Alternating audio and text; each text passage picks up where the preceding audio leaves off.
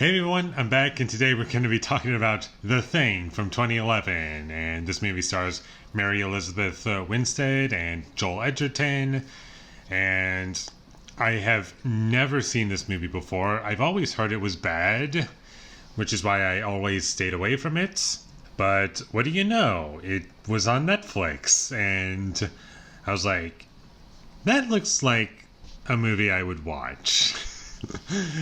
Despite it not being good, I knew that wasn't going to be good, but this should be interesting. And I also watched this along with the John Carpenter's The Thing, and I watched this one after watching the prequel, because this movie is a prequel to the John Carpenter film, and it's sort of taking place in the Norwegian base, and showing you all these little puzzle pieces that happened in right before the Carpenter film, and giving you some context as to what happened, what actually happened. And it didn't exactly work out very well. And when I say that, I don't mean in the context of the film. Well, technically, as true as that is, what I actually mean is the movie is pretty bad. And there are a couple positives that I did find in the movie. Somehow. I was expecting to just absolutely hate the movie and just find it really boring, but surprisingly enough, I was never bored while watching this movie. I'll get into that in just a few minutes, but I was not bored while watching the movie. And I liked Joel Edgerton in the movie. I thought he was the best part. He's not a great character or anything, and he doesn't really have a whole lot to work with, but out of all the characters in the movie, I enjoyed watching his character the most, even though I don't really know anything about him. But that's a whole other thing.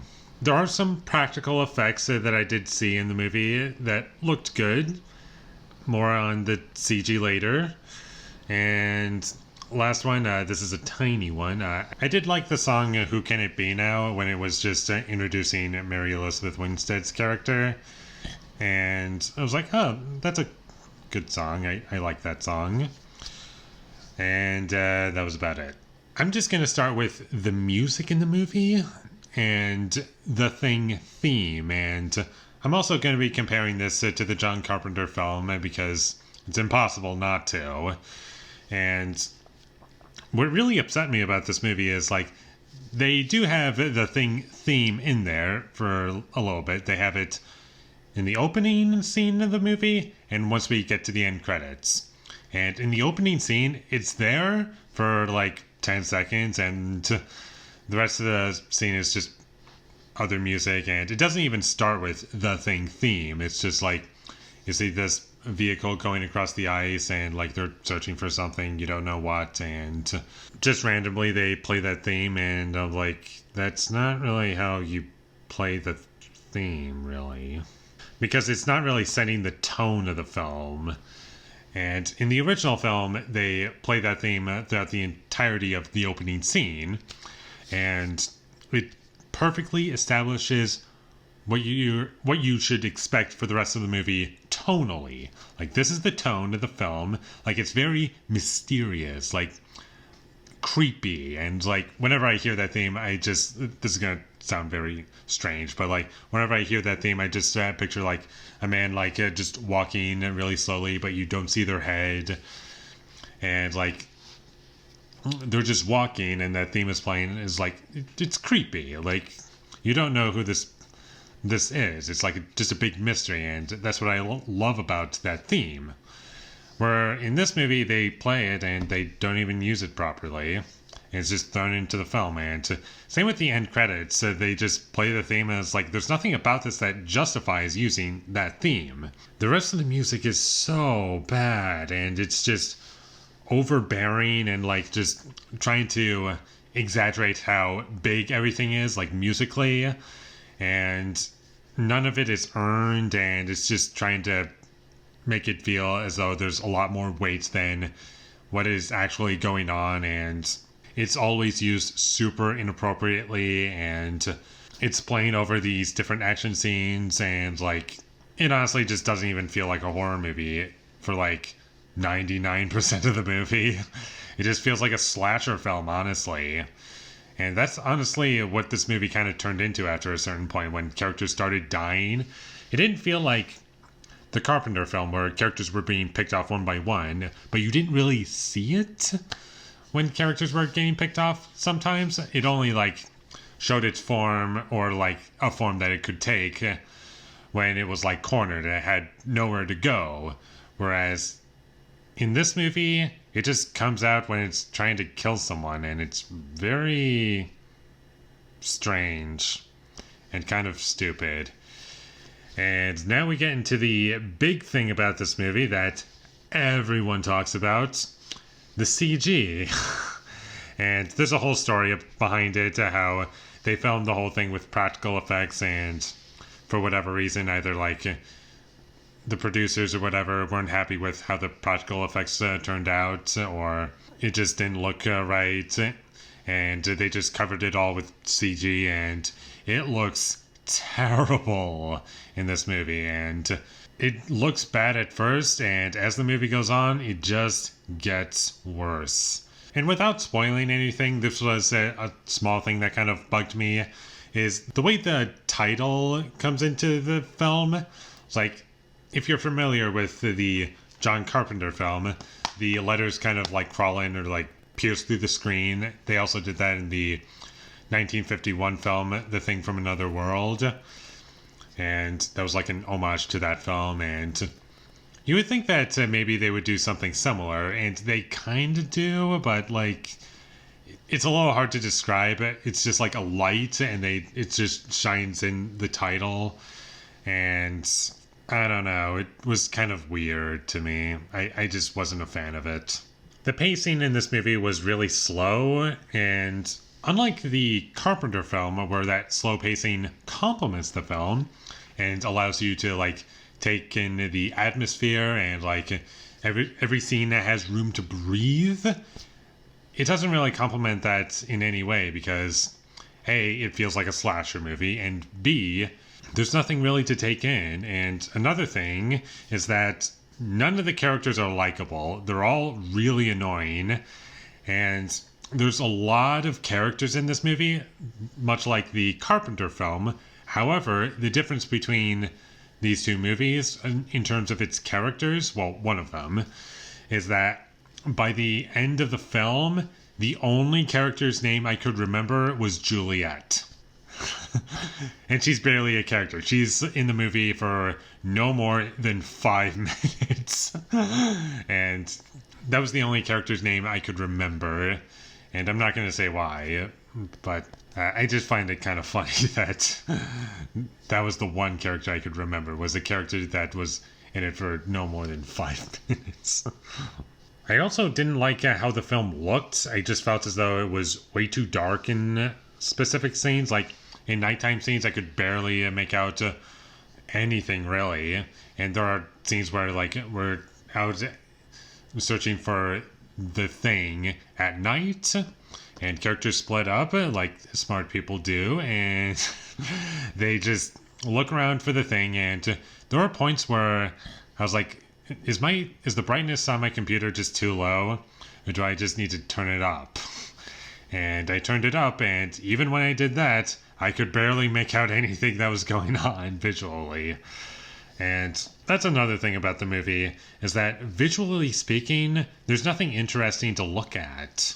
And it's just very boring and really bland and just unspecial. And the movie kind of reminded me of Ridley Scott's Alien from 1979, and it just felt like I wasn't watching a prequel, really, and it kind of borrowed things from that movie as well. Like, just, we have to keep this specimen alive, like, we want to preserve it, and, like, there was a bit of an element like that in the movie, and that was very distracting to me. There was also nothing about the movie that felt like it was set in 1982. There were lots of horror movie cliches. There were lots of stupid characters, and the last chase scene of the movie towards the end, or action scene, whatever you want to call it, it kind of reminded me of Prometheus, I'm not gonna lie. Like the ending to Prometheus. And this movie doesn't really have its own voice, really, because ultimately it's just The Thing, like John Carpenter's The Thing. It has the same beats, and it basically feels like a remake, even though it is a prequel. It just doesn't offer anything new. It's just the same movie all over again, but it has none of the elements that would make it interesting to watch. Whereas the original film, there's so much that I love. And there was also apparently like one of the character deaths that you see in the 82 film, and they kind of show it at the end of this movie as well. It's like the character who's frozen and like his throat is slit, like that guy. And correct me if I'm wrong, but I don't remember that death ever happening in the movie. Like, I genuinely have no idea who that is. And I'm pretty good at remembering faces, but I don't remember that. I don't remember that at all. And I could be wrong, but let me know in the comments if you remember that death scene, because I genuinely have no idea where that's from. Like, I could be wrong and just rewatch the movie myself and just figure out which character that was and when that happened, but do I really want to watch this movie again? Not really. So that's not going to happen. And another thing that was distracting about this movie was whenever the Thing kills someone off screen, it kind of does a sloppy job at covering its tracks. And that just makes everything just less interesting to watch. Because in the 82 film, you didn't know who got killed. You don't really know what's going on. And when this information is like eventually revealed, it's a big shock. Like, oh my god, that character, that guy, was the Thing the whole time. But this movie doesn't have that. One thing that I kind of find to be pretty funny about this movie, and it's nothing to do with the context of the film, but it is kind of attached to the movie, and I want to talk about the poster of the film. And it says that the tagline of the film is like, it's not human yet. And why I find that to be kind of funny and stupid is because that's not really the goal of the Thing, really. It's like to conquer the entire world, really, and just like kill everyone. Like, that was the goal of the 82 film. I want to say original because like that came first, but technically the original is The Thing from Another World from 1951. But anyways, in the 82 film, it was like, oh, we don't want this thing to get out and to infect the entire world, because that's going to be bad. And you understand the stakes of the film. Whereas in this movie, when you take that into the context of the film, it's like, I don't think its goal is to be human. Its goal... That's not the goal. I'm sorry. It's like, what does that have to do with anything in the movie? Like, to some extent it makes sense, but it's not really what makes the movie scary. It just doesn't fit, if you ask me. Overall, I just think that tagline is stupid, and I don't think it fits the movie at all. And one more thing about the characters is that they all act like they're in a horror movie, and it's always very distracting. They always make horror movie character decisions, and it's just very distracting. No one really thinks about anything logically or something that I can get behind, like in the 82 film. Instead, it's just a bunch of crap that I hate. And I haven't even gotten to the remake blood test scene where instead of the blood test, poking it with a hot needle, they say we're gonna look in your teeth, search for fillings in people's teeth because it can't regrow inorganic material. And that was really stupid because in the 82 film, the Thing can replicate just about anything. It can replicate your shirt, it can replicate hair and clothes and basically just about anything, and it's all seamless. It's like, how did you miss that? And as awful as this movie is, it did not ruin my experience with the John Carpenter film. it just gave me some more appreciation for the film. And while I don't think that movie's 100% perfect, like there are a couple things that I don't like that much, but overall, the difference between this movie and this prequel, I was about to say remake, the difference between the two is like night and day, if not more, because this movie doesn't get anything right, really. I was shocked that I was able to sit through this whole movie without putting it at 1.5 times speed, because every 5 minutes something really stupid would happen, and I'm just like, why would you make that decision? Why do you do that? Why? And I was just constantly getting angry at the film, and that was the only thing that was keeping me from getting bored while watching it. So I guess that's something. I don't know. Would I much rather be bored than be angry at a film? I don't know. And that's about all I have to say about The Thing from 2011. It's terrible. It's not good, even in the slightest, except for a couple things. Like Joel Edgerton, he was okay, and it had some things about it that were okay. Like very few things that were okay about it. Like I wasn't really bored, like I said already. It didn't ruin a really great movie, and it just gave me some more appreciation for it, and rewatching it was a great experience. And I'm also gonna update my rating for the original The Thing. The